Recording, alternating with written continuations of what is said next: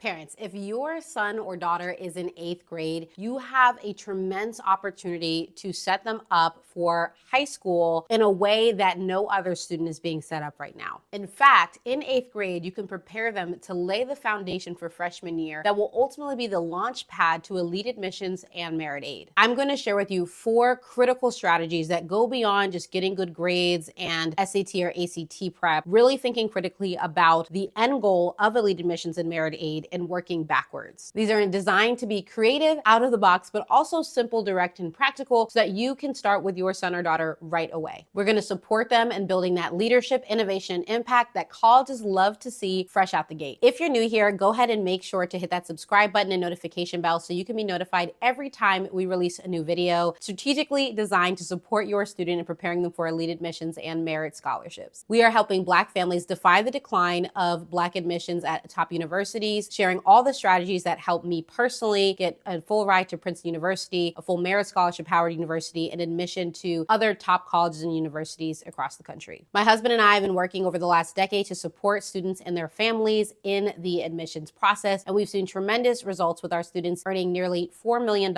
in scholarships, as well as admission to top universities like Princeton, Stanford, Carnegie Mellon, Duke, and the list goes on. Now we're here to help your child do the same thing. If you want to take action on everything we discussed in this video, visit the link below to book your free strategy session with me and my team, where we will help you design a personalized roadmap for your student. Free advice is great on YouTube, but it's even better when you get on that strategy session at no cost to you or your family, and we will talk through about how does this personally apply to your high-achieving, multi-passionate student. Step 1 is to build leadership through a scalable impact initiative. What does this mean? What does this look like? So the cliche out there today is essentially building a passion project, but honestly, college admissions officers are really catching on to this, that a lot of students are simply hiring, or families, parents are hiring admissions counselors or education consultants, getting the consultant to essentially just design a project for the student, and it still comes off on their application very fake, very polished, and really inauthentic. The key to really demonstrating leadership for your student is to help them build something that's scalable. And parents always say, well, if my student doesn't know what they want to do in their career, how can they build a scalable impact initiative?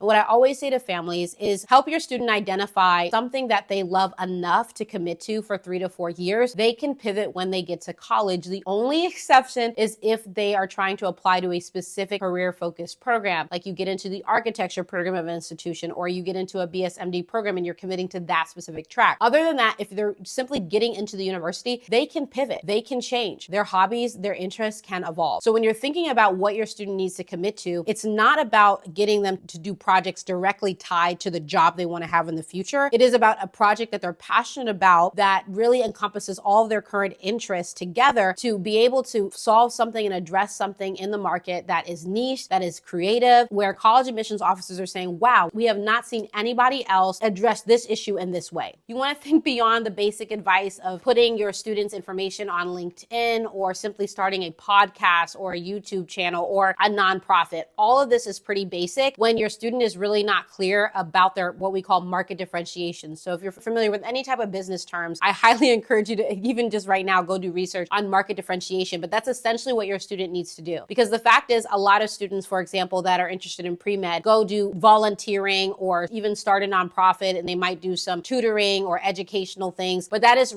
really insanely basic. Most high achieving students end up doing that type of passion project, and even though it might be a lot for them to commit to, they're still going to drown out in the noise of all of their competitors. Step number 2 is to redefine summer. So if your student just started 8th grade, that means we're going to be talking about the summer between 8th and 9th grade. And if your student is in 7th grade about to go into 8th grade, there's still also opportunity here. Whichever summer we're talking about, what you want to do during this time is, again, start thinking about what are your college goals. If you are a middle or upper class family, you need to be understanding what is your SAI, formerly known as EFC, that's your student aid index, formerly known as your estimated family contribution. Your family needs to be clear about how much you want to pay, how much you can pay, how much you don't want to pay, how much you cannot pay, okay? Those are different variables in the equation. Does your student need a full ride? If you are a middle, upper class, or high income family, what that's going to mean is your student is usually not going to qualify for a full need-based aid. You're going to be trying to target merit aid, merit scholarships, but you also want to have a sense of, are we okay with paying the full tuition price tag, or do we want to try try to have our student get a full merit scholarship so that we can use those 529 savings for grad school or for other educational purposes, right? You want to be thinking critically about what is the financial goal, because the financial goal is going to influence the colleges that you pick. The Ivy League may not be the best, but we can still target elite admissions, get admission, and then leverage that acceptance at other schools that maybe are less known for their brand, but are willing to offer a lot more money for a high achieving student. So where Princeton or Harvard may not be trying to offer you a lot of money based on merit, you can leverage those acceptances to get more merit money from other institutions, okay? So again, the goal of where we're headed just on a financial level is going to influence the plan. Same thing if your student is clear about their career, that's also going to influence the plan, what institutions you're looking for. But again, if your student is not clear about career, which most students at this age are not, that's totally okay. But at least at minimum, know the financial goal. It's pretty straightforward as parents for you to know, have a general sense of what the goal is on a financial side of things. So as you are looking at summers and planning out the summers, you want to be thinking about how is the summer fitting into the larger narrative of who my student is. I highly encourage you to go listen to our video, How to Prepare Your Middle School Student overall, and we talk about different resources, different strategies to implement. Please go over there and then come back to this video. But essentially, you want to be using the summers to fill in that narrative, right? The summer is an incredible opportunity for enrichment. Even if you are still going on vacations, you can still do all that and find ways to build out the narrative of your student. I studied Latin one summer in high school, even in middle school, did different volunteering activities that did expose me to things that I liked and realized I didn't like. Really being intentional about giving your student that exploration. A lot of families think that ninth grade is for exploration. It's not true. Anything pre-ninth grade is the exploration period. By 8th, 9th grade, we want to be locking in on a scalable leadership initiative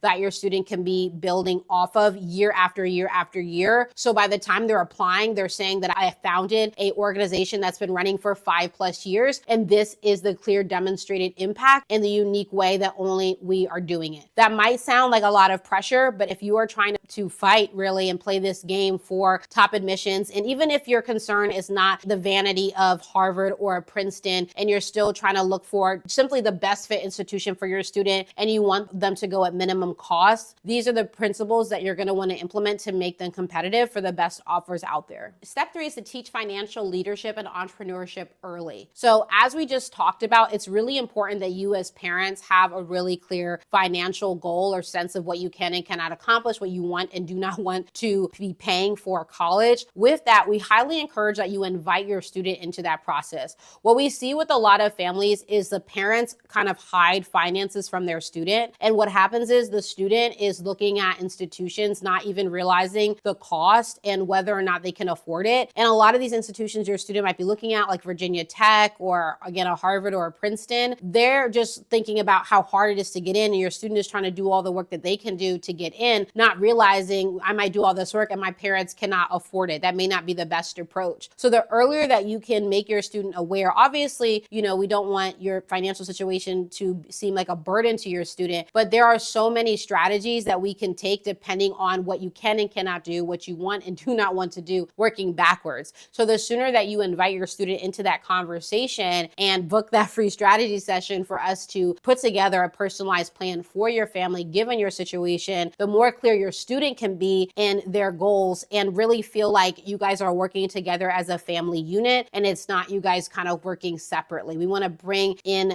all of the elements and have a holistic conversation. You also want to be introducing entrepreneurship early. So I would highly recommend having your student, even doing this as a family while you're in the car driving, if you're going on a road trip in the summer, listen to podcasts about entrepreneurs and entrepreneurship and really understand what does it take to be an entrepreneur, because essentially that is the character, the discipline, and the innovation that your student is going to have to bring to their college prep journey. They're going to need to build a scalable leadership impact that is, again, differentiated in the market, so solving it in a unique way or addressing a really specific niche or problem, and essentially applying that creativity to that problem. So exposing your student to the entrepreneurial way of thinking. If you are an entrepreneur, great. Expose your student to how you navigate the day-to-day. And if you're not an entrepreneur, if you are working in corporate right, in a more traditional workplace, start exposing your student to other entrepreneurs, or expose them to the parts of your job that do require, because it does require this, creativity, innovation, those problem solving skills. Again, there's so many ways that your student can get these skills. There are programs out there, but don't feel like you need to just throw your student into something that's going to cost you another thousands of dollars. There are so many simple ways that you could do this at home.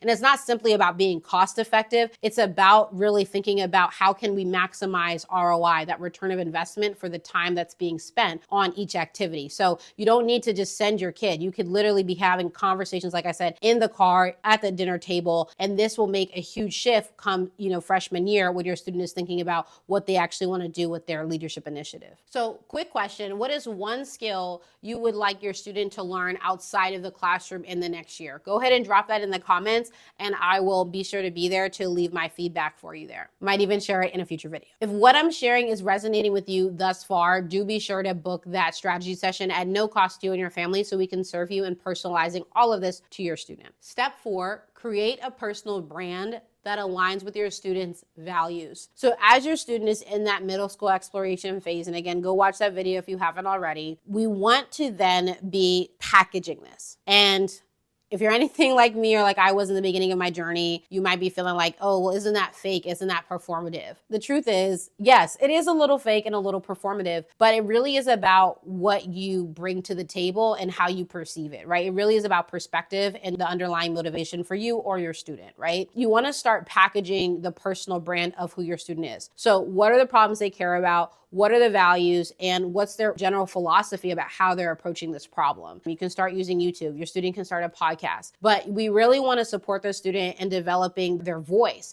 And through that voice, having a clear set of, pillars of these are the things they care about. This is who they are. And that is going to then shape that personal brand that they then share online using one of the social media platforms that I mentioned. The sooner they do that, the stronger they're going to get in using their voice, sharing their voice with others. And as they scale their leadership initiative, mobilizing others, okay? And take an example of one of our students. She started a podcast based off of her love for literature, and she was essentially able to really refine her values through that process. It wasn't about how many views the podcast was getting, at least not in the beginning. It was really about her gaining confidence in her voice, in her opinions, so that she can show up as the bold, confident leader that she is and that she's being developed into every day. Step 5, invest in mentorship. One of the greatest resources I had the privilege of taking part in at Princeton was academic life and learning consultations. And the philosophy of the department at our school that did these consultations was every high achiever, high performer has a coach. NFL players have coaches, CEOs have executive coaches, right? And the philosophy was, why us at elite institutions? Why is that no different? We want to continuously refine our strategy and our approach to our intensive courses, as well as how we're showing up in our leadership outside of the classroom. And those consultations changed my life because they helped me develop and take my current base to the next level surrounding time management, leadership development, planning, really helping me think through what is success to me and how can I really structure my day-to-day, my week-to-week, my semesters around my definition of success. How can I maximize my input for every hour I'm spending on a class and then therefore optimize the output? It truly revolutionized how I approach academics, how I approach discipline,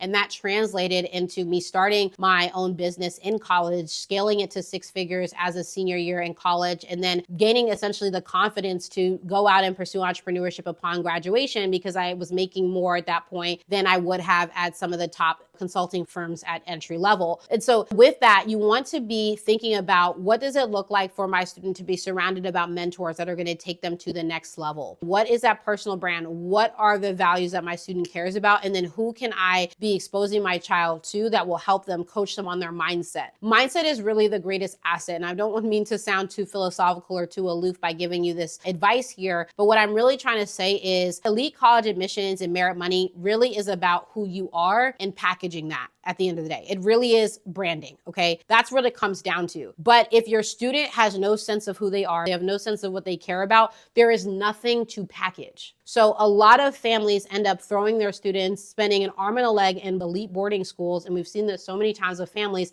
and the student, when we talk to them, there isn't much substance outside of their academics. That is not who college admissions officers are investing in. Yes, your student might go to a feeder school. That's not guaranteeing admission, okay? Because the competition is fierce, even in those contexts, because your student's competing against the other students in that school. And if your student is average, they're not standing out. Your student is better off going to public school, being a valedictorian of their class, and saying, this is what I did with all the resources that was available to me. Your student is standing out. I'm sharing this because I really need you to understand that even in 8th grade, if you can get this mindset for your family, it is going to fundamentally change what you invest in, how you invest in your student, okay? As you are saving in that 529 month to month, year to year, you might already have $100,000, over $200,000 saved. Think of yourself as an investor. Why are you paying for your students' college education if they themselves have really nothing to make of themselves? And that starts really early. It's not to offend who your student is and how you have poured into them over the years, but it is to say, time to kick it up a notch, take them to the next level, expose them to leaders, and don't allow age to be a limiting factor to who they can be